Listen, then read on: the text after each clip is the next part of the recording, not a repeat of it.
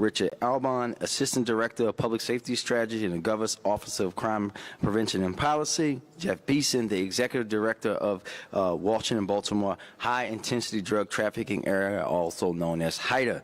Today, we are gathered here to announce a takedown of 4 separate criminal organizations operating across Southwest Baltimore, resulting directly from the city's group violence reduction strategy investigation efforts and Operation Tornado Alley. In a moment, I'll turn it over to the governor, the state's attorney, and U.S. attorney, and our wonderful federal law enforcement partners, and allow them to go into the details of this case.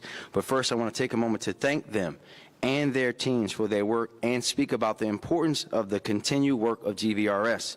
I want to thank the state's attorney, the U.S. attorney, the governor, GOCCPP, the federal partners at ATF, DEA, and BPD's group violence unit. Thank you very much, everybody, for the work. Anne Arundel County Police, Baltimore County Police, and our team at Muncie for doing the investigative and enforcement work necessary to make these violent organizations come to this point.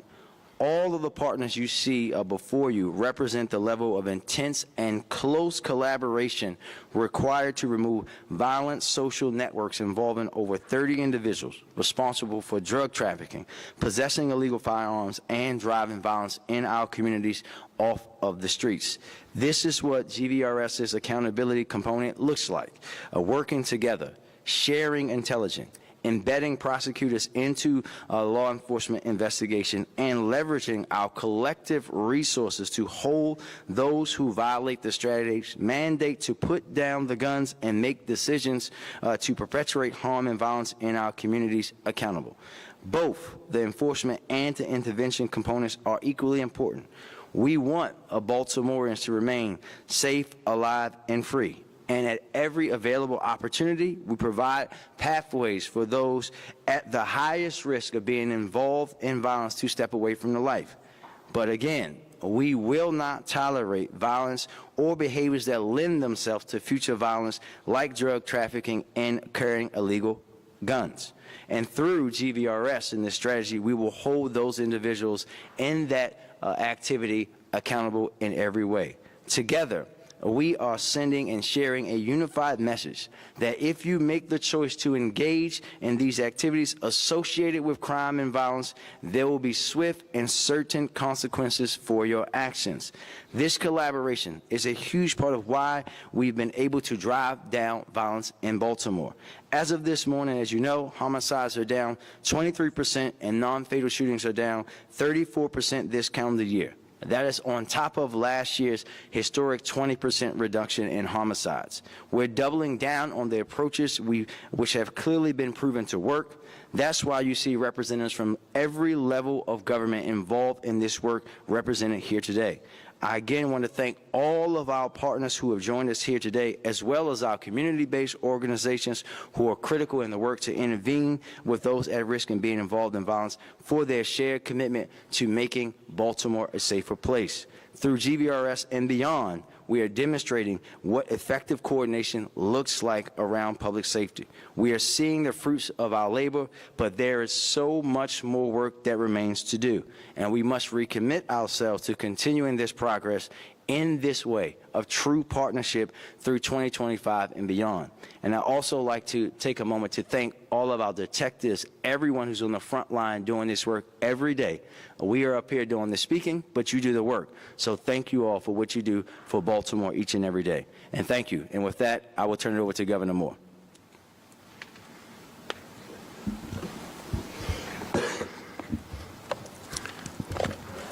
Thank you so much, and good afternoon. I want to, in addition to thanking the mayor for not just the relentless focus on this issue, but also the leadership that you and the city have continued to show. And also I want to echo what the mayor was saying to our frontline officers, to members of law enforcement. Thank you for being willing to be the ones who raise your hands to continue to make our community safer. Our administration has been clear from day one that public safety was our top priority. But we knew what we were walking into. We knew we were walking into a situation where, just in Baltimore City, that Baltimore City had endured nearly a decade of 300-plus homicides a year, that we were failing to adequately coordinate the different arms of the justice system, and there were real gaps in the system.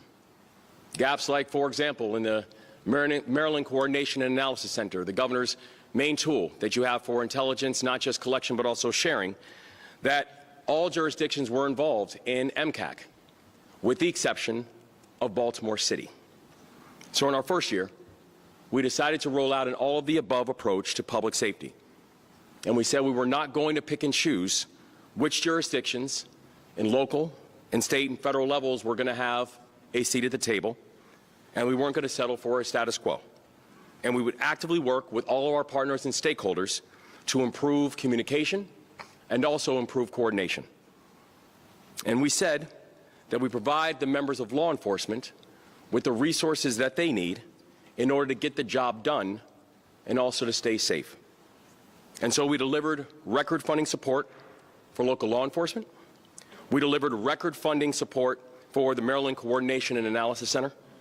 And Maryland is proudly one of the only states in the country that provides direct support to the Office of the U.S. Attorney, so they have the dedicated resources that they need as well. So in Maryland, we've chosen to work together. And I believe that today is a testament to the results that we can deliver when we make the active choice to move in partnership. In front of you, you see guns and contraband from 3 different drug busts of a crime ring that touched nearly every jurisdiction in the state of Maryland. The actions that we've taken make Maryland safer, from Western Mountains to the Eastern Shore and Baltimore City and everywhere in between. And we could not have done this work without the people to my left and my right and in front of me. So I want to thank everyone who was a part of the Maryland Criminal Intelligence Network, because they were the tip of the spear of this operation. I want to thank all of our federal partners and the remarkable work our federal partners are doing, to include U.S. Attorney Erek Barron, Congressman Bureau of Alcohol, Tobacco, Firearms, and Explosives. I want to thank our partners in the City of Baltimore, Mayor Scott, Commissioner Worley, State's Attorney Ivan Bates. And I want to thank our state leaders who have stepped up as well, the Maryland State Police, the Maryland Department of Public Safety and Correctional Services. Because together, we are writing a new chapter in this story of public safety. We're in our first year. Despite watching the track record we saw before, in our first year, we broke the back of 300-plus homicides every year in Baltimore City. And in our second year, we are on track now, working in partnership, to break the back of 200 homicides in Baltimore City. Baltimore City is seeing one of the most precipitous drops in violent crime of any city in the country right now. And it doesn't happen by accident. It happens because we're moving together and we're moving in partnership. And while we're very clear, this work is not over. And I want to be very clear to everybody who wishes to do harm to people in this state, that this collaboration, this partnership, it will not stop, and your day is coming. We will continue to stay coordinated. We'll continue to stay vigilant. We'll continue to work in partnership with the people in this room and with the people in our communities. And with that, I am proud to introduce a true friend and partner in this work, Baltimorean and Congressman Kwasi Mfume.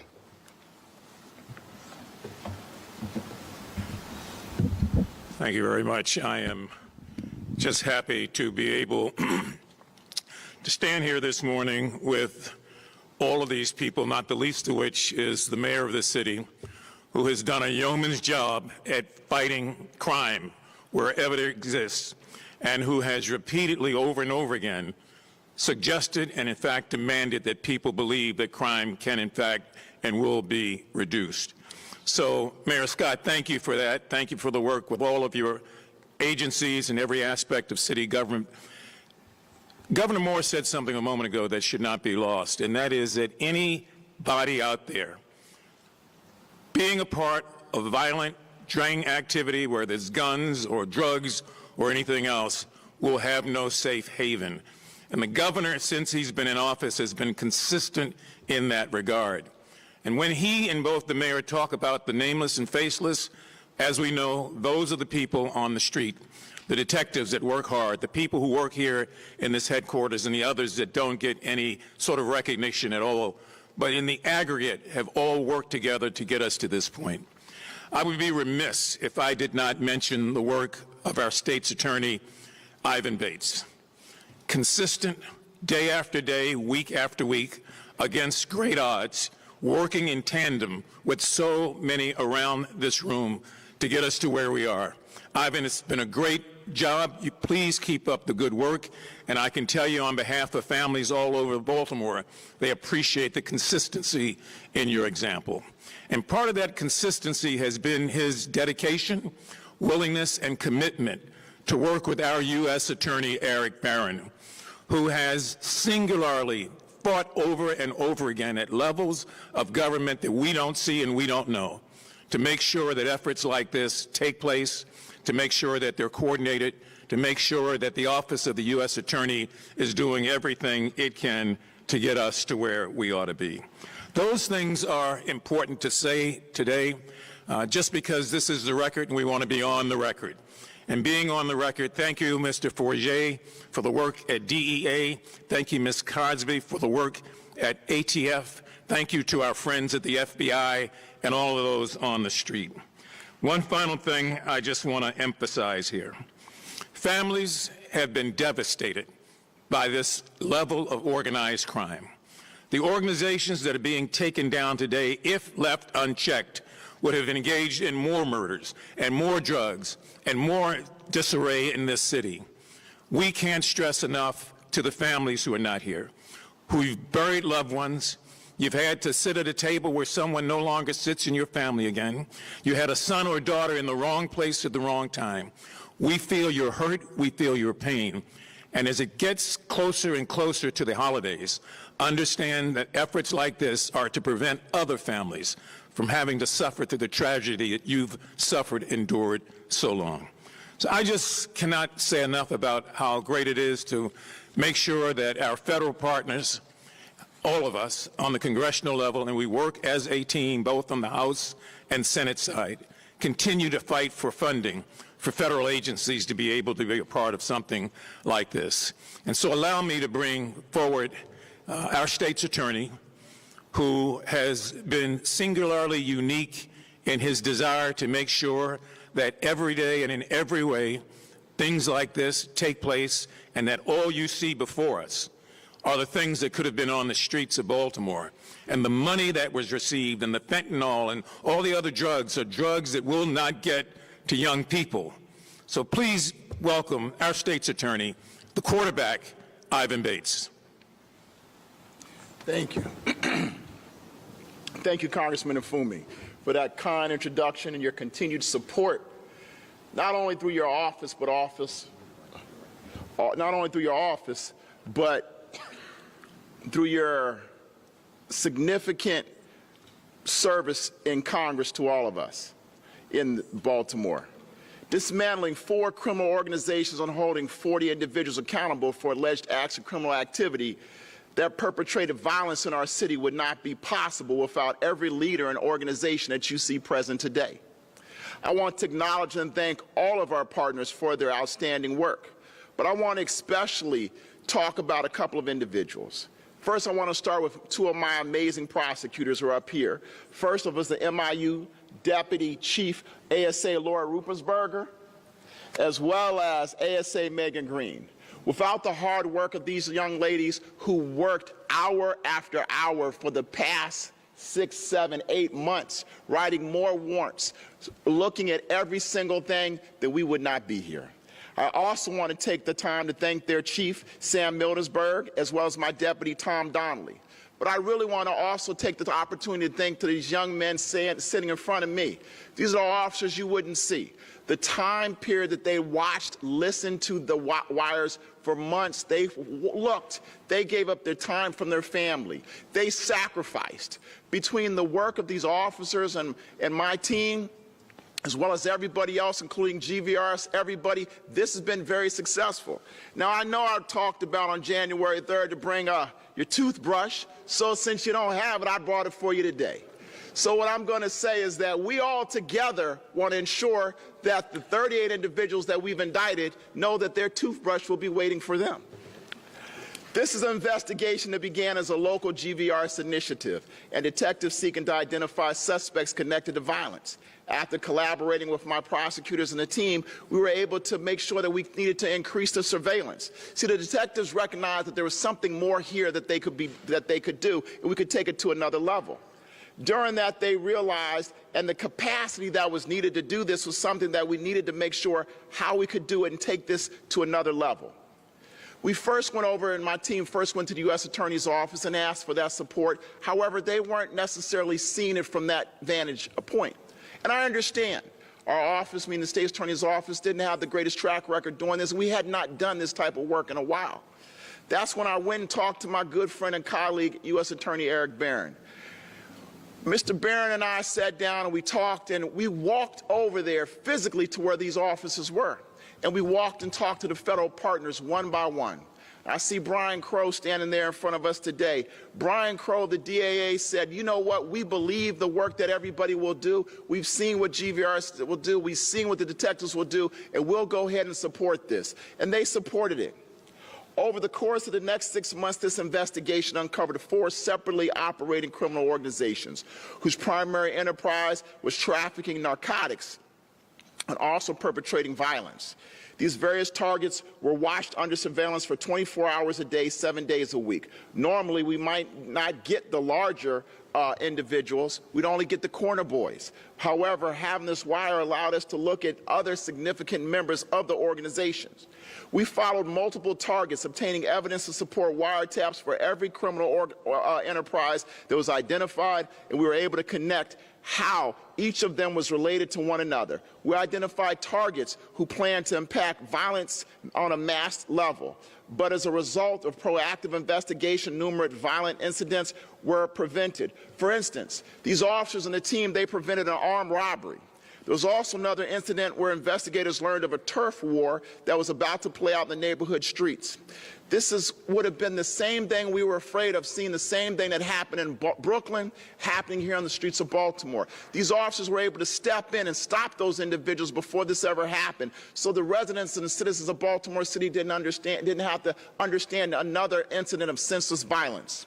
We also were able to realize that one of the potential defendants had a hit on them, and they were able to go ahead and save that individual's life without them even realizing what was about to happen to them. Dismantling these operations marks a significant step forward in our mission to protect our communities from the dangers of illegal drugs and violence. Because we are not only disrupting the sale of illegal and lethal narcotics, but also mitigating potential murders. We know that drug trafficking goes hand in hand with our homicides and our non-fatal shootings. The guns we received and the members that have been removed. For instance, 12 individuals and defendants were charged in operating the 1700 block 11th Street. 3 defendants were operating the 2000 block of West Pratt Street. 12 defendants were operating the 500 block of Millington Avenue, and 4 defendants were operating the 2800 block of Edmondson Avenue. Ongoing violence in these areas was a catalyst for this investigation. Law enforcement identified multiple sources of fentanyl and cocaine, some of which included import in large quantities out of state, including 3.4 kilograms of suspected cocaine that was being brought from New York into Maryland on behalf of the criminal organization from the 500 block of Millington Avenue. This criminal organization maintained caches of firearms, some of which are in front of us today, to protect their supply of narcotics and secure their territory. In March, BPD executed search warrants in the 500 blocks of Millington Avenue, which resulted in the seizure of 5 rifles, 3 handguns, and body armor. A rival organization operating in the 1700 block Lemon Street engaged in drug trafficking, firearm trafficking, and car thefts to finance and further their enterprise. On November 19th at 3 a.m., it was my honor to stand with the Commissioner as well as U.S. Attorney to address many of the men and women that executed a number of search and seizures warrants throughout the state of Maryland. It was cold, it was dark, they were there and they knocked on doors. They did their job, and not one incident happened from the professionalism of the Baltimore City Police Department and some of these other organizations where the DEA, the ATF, FBI, the Maryland State Police, the Baltimore County Police Department, the Howard County Police Department, the Harford County Police Department, the Baltimore City Fire Department, and the Baltimore City Health Department and Animal Control, as well as the members of GVRS, some of which I've seen here today. I want to say thank you for your professionalism when we work together. In total, law enforcement recovered just that day 525 grams of suspected heroin fentanyl mixture, approximately 340 grams of suspected cocaine, 6 firearms varying caliber, and $9,701 believed to be proceeds of sale of narcotics. Just to be explicitly clear, this investigation is ongoing. We are looking to see if any of these suspects are tied in the past to additional acts of violence in our city or our state. I hope that the gravity of today's announcement is evident to everyone. What this collaboration has done not only restores some measure of peace and safety to the citizens and residents of Southwest and Western Baltimore City, but also delivers a devastating blow to the I-95 drug corridor in terms of drug trade. My office is committed to continuing to upend the lives of individuals who think Baltimore is a safe place for them to traffic guns, drugs, and participate in violence in our community. We are coming after these individuals who think that they can do that. And with the stellar team of law enforcement that you see right here with us on the state and federal side, we are clearly letting you know that we are confident in what we're able to do. Thank you, and right now I will turn this over to my colleague and partner Erek Barron, and once again I must say truly thank you to him, because we would never have been able to have this wire without our U.S. Attorney stepping in and asking on his behalf and believing in both GVRS, the Baltimore City Police Department, and the State's Attorney's Office to say we can do this together. Once again, my friend and colleague Erek Barron.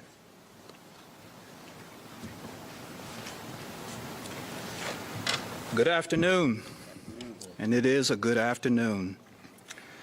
First, I want to also thank our various partners this afternoon for your commitment and hard work.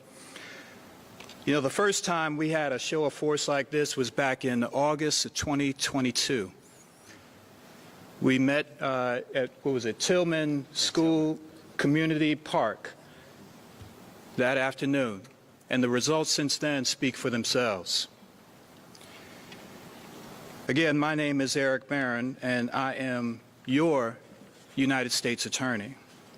I came into this position with a simple premise. When the feds step down from the ivory tower, we are at our best. To that end, the United States Attorney's Office has its feet on the ground. We're getting our nails dirty, and we're taking a down-to-earth approach to leadership. We have a leadership role in team building and problem solving with all of our partners. Like a championship caliber team, everyone must be on board, from the front office to the coaches, to the players, to the training staff, and even the fans. Each group needs the others to be successful. Operation Tornado Alley is just the latest example of the impactful work that the city State's Attorney's Office and the Baltimore Police Department can accomplish when the feds take a leadership role and provide the teamwork, the tools, and the resources that they need. This investigation never gets off the ground with a wire without State's Attorney Ivan Bates. He contacted me for help, and we went to work. We huddled up and activated the game plan. To my federal, state, and local law enforcement partners, and my community-based partners, your problem is my problem.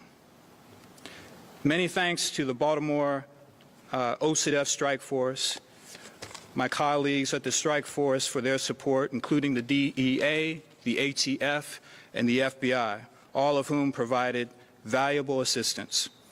We're taking our violent crime approach and strategy to the next level. So pack an extra toothbrush. Thank you.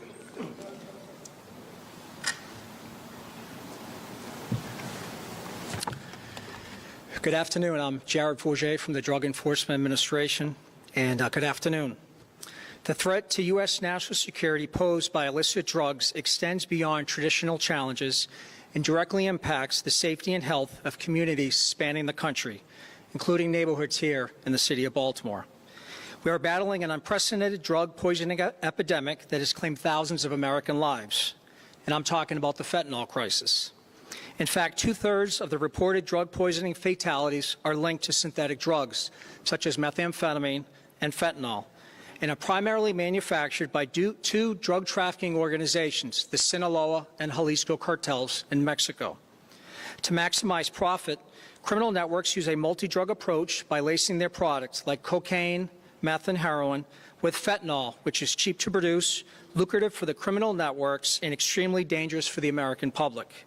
During the course of this nearly year-long investigation, law enforcement recovered over 7 kilograms of cocaine, 3 kilograms of fentanyl heroin mixture, 110 pounds of cannabis, and nearly $400,000 in cash, believed to be derived from the sale of narcotics.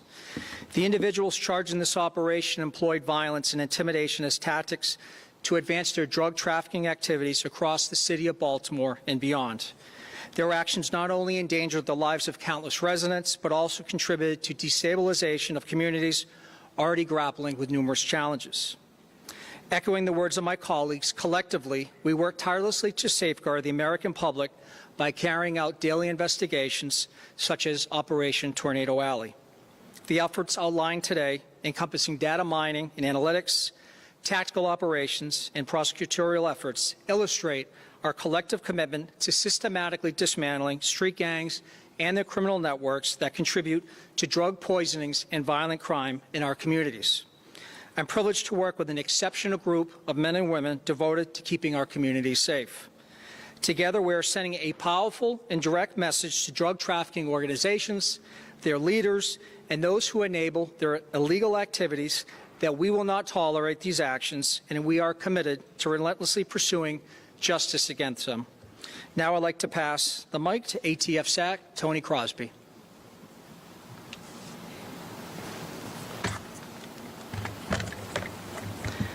Good afternoon. Thank you, Mayor, Governor, Congressman, U.S. Attorney, State's Attorney, DEA, Baltimore Police Department. We're here today to announce charges against 40 individuals for drug trafficking and firearms offenses that occurred over the last year in Baltimore.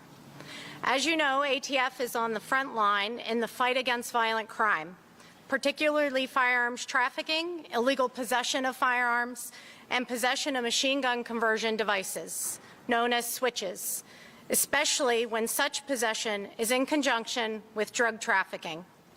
ATF uses crime gun intelligence, which is a focused concept that consistently produces timely, precise, and actionable intelligence concerning firearms-related events. This information assists investigators in connecting, identifying, and disrupting violence through evidence-based methods. Its aim is to disrupt cycles of violence by identifying and prosecuting trigger pullers and their sources of crime guns. This case is no exception. The guns recovered during this case linked approximately 47 different incidents. These incidents that we will continue to solve and find those responsible for. So far, 13 individuals have been charged with firearms-related crimes. This investigation will be ongoing until each and every individual who possessed, trafficked, or used firearms illegally is brought to justice. Of particular concern in this case is the possession and use of machine gun conversion devices. Conversion devices can convert semi-automatic pistols and rifles into fully automatic weapons in less than 60 seconds. One pull of the trigger can release all the ammunition in the magazine. Protecting the public is our #1 priority, and these devices pose a massive threat to public safety. It is against the law to manufacture, sell, or possess these devices. We are committed to apprehending and prosecuting those who continue to bring these devices into our communities. Thank you, State's Attorney Bates and U.S. Attorney Barron. Your relentless commitment to ensure that these cases are prosecuted to the fullest extent of the law in order to keep our communities safe from gun violence. I will now turn the podium over to Stephanie Mavronis, Director of Mayor's Office of Neighborhood Safety and Engagement. Thank you. Thank you, Special Agent in Charge Crosby. GVRS is a core component of Baltimore's, here, let me fix this. Apologies all, I'm short up at the podium.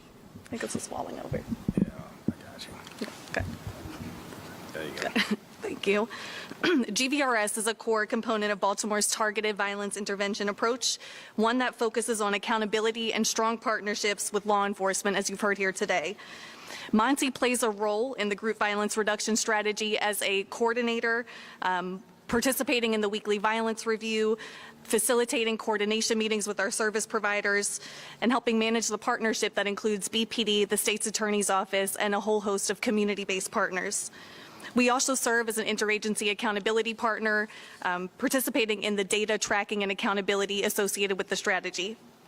We want to make sure that we are maintaining fidelity of this strategy while also being able to pivot to meet needs where needed. The mayor has always been clear that we'll be guided by the data. And as the mayor and the other partners here today mentioned, this strategy is fundamentally about coordination and collaboration. Again, I want to thank State's Attorney Bates, U.S. Attorney Barron, the ATF, DEA, BPD, and our other law enforcement partners for ensuring the strategy's accountability component is effective. GVRS is ultimately an intervention strategy. People get on the radar of GVRS because they're identified as the most likely to be at the center of gun violence. We don't want to just deploy enforcement after a shooting has taken place. We know the connection between the drug trade carrying illegal firearms and violent crime. There have to be real, legitimate consequences for those who perpetuate harm in our communities. We'll continue to work hand in hand with our partners to build safer communities across Baltimore, and we know this approach is working, and we remain committed to the strategy in collaboration with these partners here today. This strategy relies on a balance of accountability and opportunity through service providers where appropriate. As of November 18th, since GVRS has launched in January of 2022, we've conducted approximately 500 direct communications where our team and community moral voice partners share the strategy's mandate to put down the guns and step away from the life and take us up on our offer of services. We've had 193 people enroll in these life-changing services with very great success. Almost 94% of our participants have a success rate, not recidivating and not being re-victimized. However, today is about the promise we're making. When folks are found to be harming our communities, engaging in behaviors that put themselves and others at risk, we have to hold them accountable. There have been 340 arrests, including 265 made by BPD's Group Violence Unit. Following this takedown, the mayor's office will be mobilizing an intensive stabilization to deploy city resources, maintain a presence so that other groups do not try to fill the vacuum left by this significant takedown today. We'll be addressing environmental factors conducive to public safety as well. And we'll be meeting with community members to assess how we will set up and drive that work. Thank you, and with that, I will pass it to my partner, Commissioner Worley.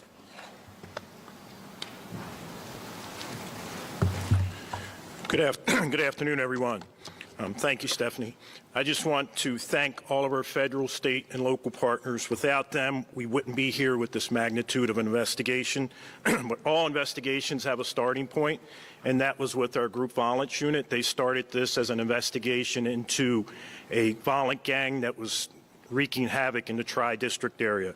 It quickly grew to where this involved all of our state, federal, and local partners, but it also involved all of our DAT teams, our patrol officers, our crime lab. None of this stuff gets processed without the crime lab and all the analysts that it took. So it was truly a team effort, and I'm incredibly proud of all of them, led by Lieutenant Colonel Velty and Captain Latanzi of the Group Violence Unit.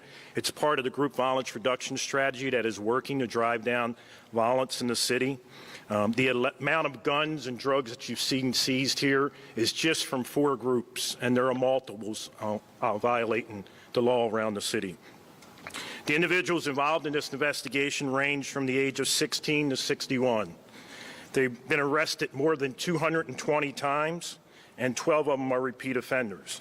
Luckily, we've got almost all of them off the street. 15 of them are still at large. So if you have any information, please call 1-866-7-LOCK-UP. But one of the big components of this that I don't think we've mentioned so far is the community that gives us tips, that allows us to do these investigations, that we can continue to build on when we get a roadblock. They're helping with these investigations. So the community plays a huge part. So for this, I thank you, all those watching. Thank you for your cooperation. Our men and women could not be able to do it. We wouldn't be here without the cooperation of the community. Now we will turn it over for questions.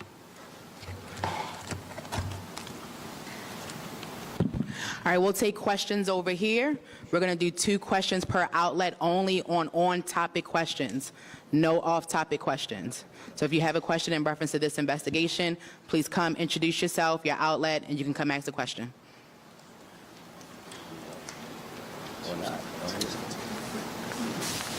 Good morning. I'm Stefan Dingle with WJZ. You guys talked about how it took this effort to come together. It took Mr. Bates going to talk to Mr. Barron. Is this set a precedent moving forward of how to tackle other parts of the city where this is a problem? Good question. You know, we do this continuously talk all the time. You know, one of the things that people don't realize, we receive funding and money from the governor with GOCAP, but there's only so much we can do. You know, one of the things also is we had to build out our office. You know, my prosecutors, you see, they were in other agencies that came back. So you have to have that level of expertise. And so then understanding that, then you also have to have the relationships to be able to go on the federal side. You know, I've been pretty blessed. I'm on HIDA's board, actually on the chair. So then you talk about Jeff Beeson, so we're able to work with Jeff. And so then you also have to understand the relationship with the Congressman Fumi, because you understand what Congress can do and try to fund what organizations, so OSADEF would have the money. So it's all of us working together, constantly talking. You know, we sit and meet with BPD's executive team to have these types of discussions. My MIU team works very closely with the GVRU officers. So it's constantly talking. I think what we were able to bring is that connection that was missing somewhat from the state and from the federal. And I, in my position as the state's attorney for Baltimore City, also the relationship, without a doubt, with the U.S. attorney and understanding that process. But for us, yes, we want to continue. Our hope is to definitely continue these types of investigations. And not even our hope, we will be continuing it. And I will say this is, the more people we can hire in the state's attorney's office of Baltimore City with experience, and we are hiring, we are here to make sure we do these as often as possible.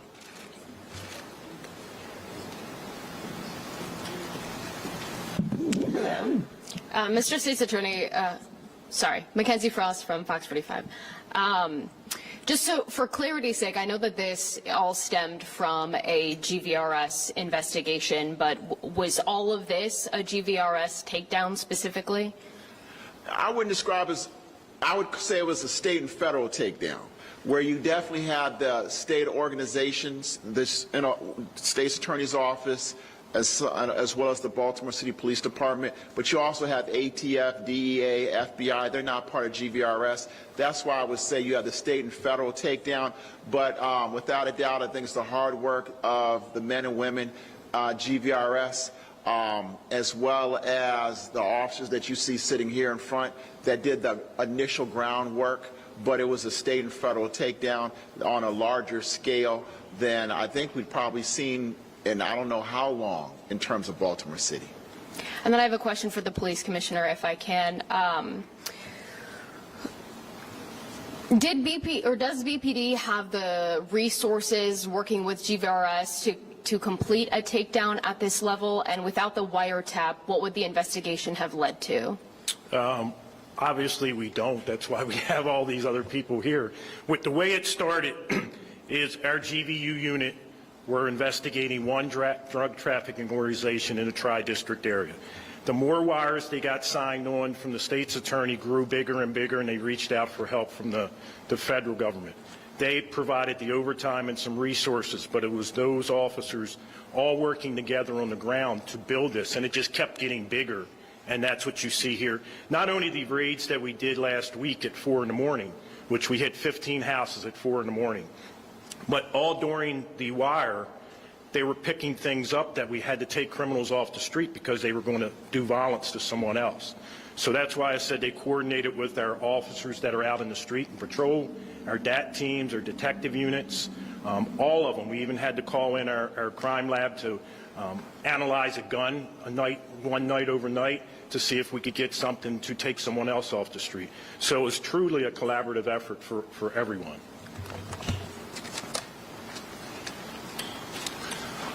Barry Sims, WBAL TV, Channel 11. One of the slides that came up talked about additional indicted individuals. It didn't talk about exactly what they were indicted for, and just trying to find out, were they working with any of the groups? What were they charged with other things? If anyone can, they just said additional indicted individuals. It's in the press. Okay. All right.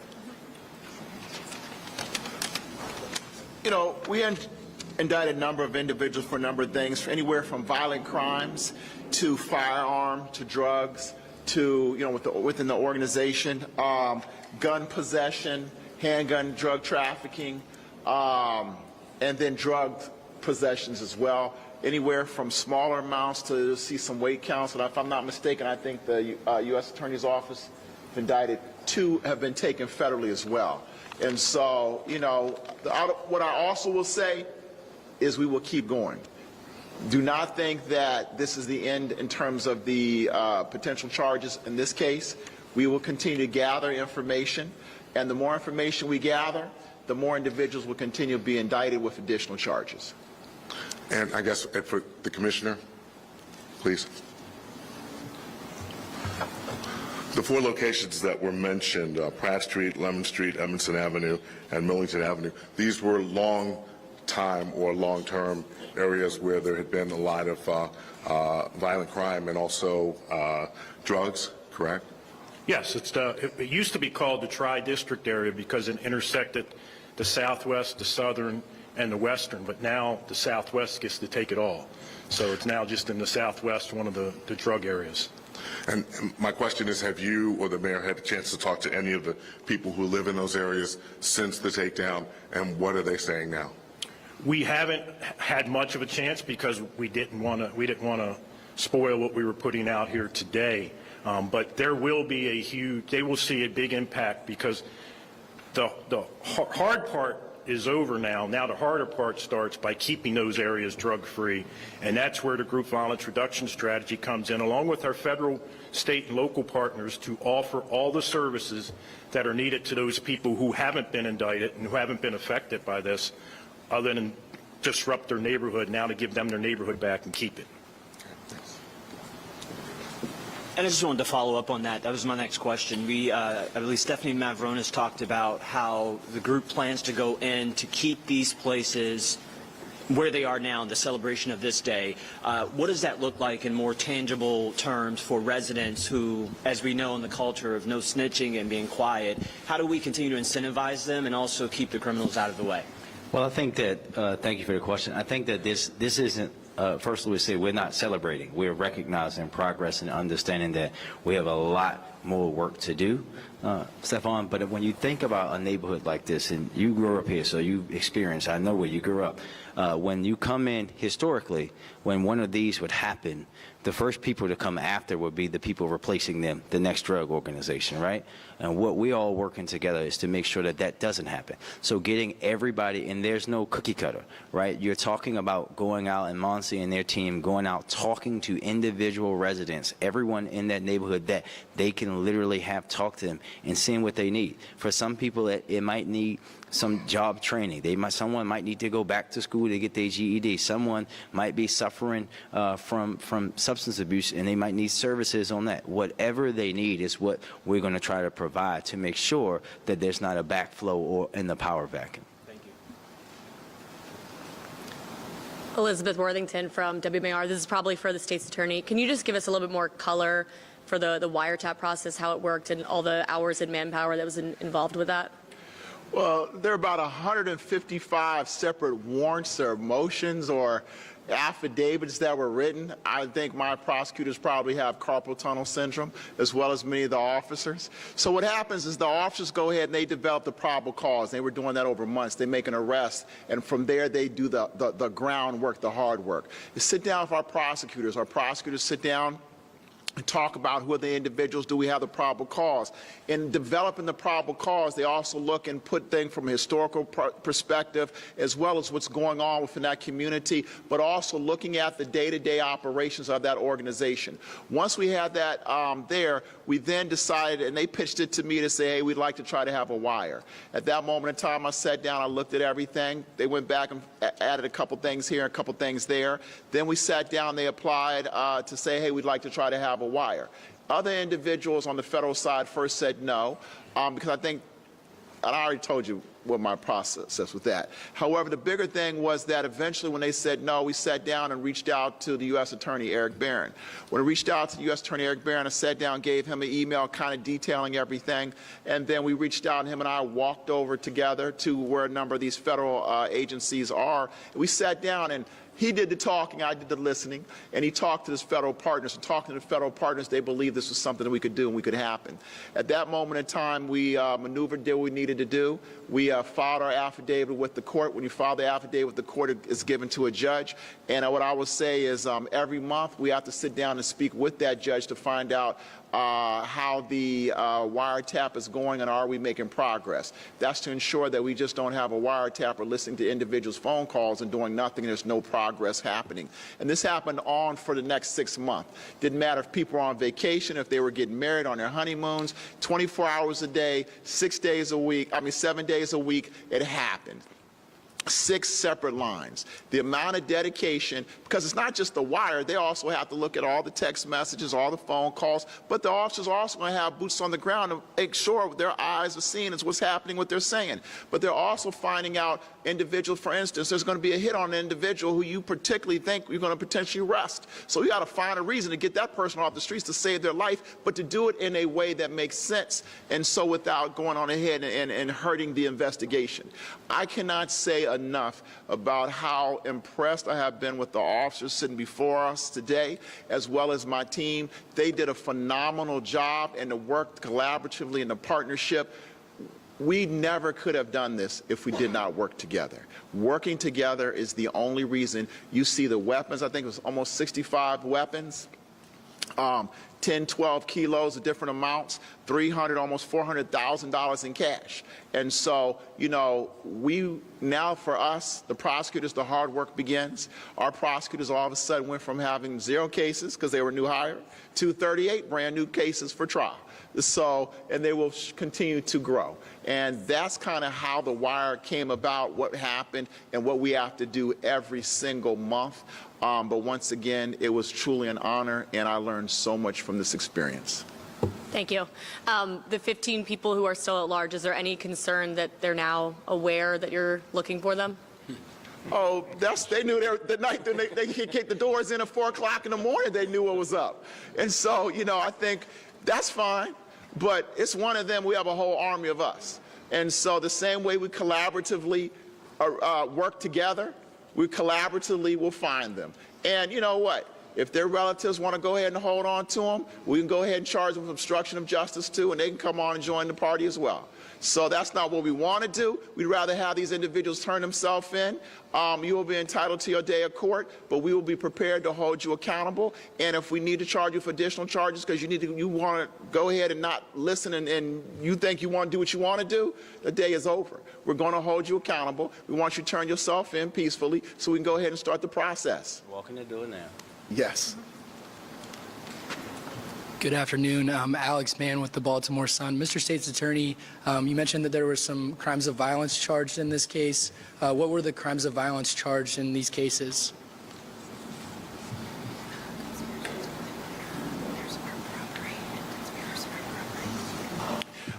As of now, and we still have some additional investigation, but as of now, it's a conspiracy to commit murder, armed robbery, and a conspiracy attempt to commit armed robbery. Those are the 3 that we have now. But let's just say we're moving the right direction on others. It just takes time to sit down and put all the pieces together. And that's what we'll be doing. And then just one question for Special Agent in Charge Crosby. You mentioned that the weapons that were recovered in connection to this investigation were linked to 47 incidents. I just wondered if you could elaborate on what incidents means exactly, and then what the investigative process is like from here forward.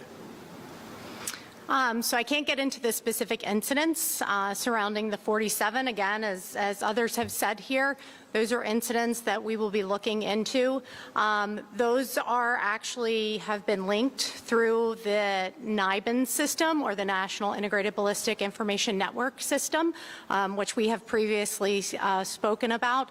So we will look at each one of those individual crimes that has been linked through that system and make sure that investigatively we have not missed anything to be able to solve that crime, utilizing all of the intelligence surrounding each one of those individual incidents. Without going into specifics about the incidents, though, we're talking about shootings, right? Some incident where a firearm was discharged? That's correct. Okay. Thank you, guys. Thank you. Thank you. Oh, okay. Yep, they're taking a picture. Go shot. Come on, y'all. What?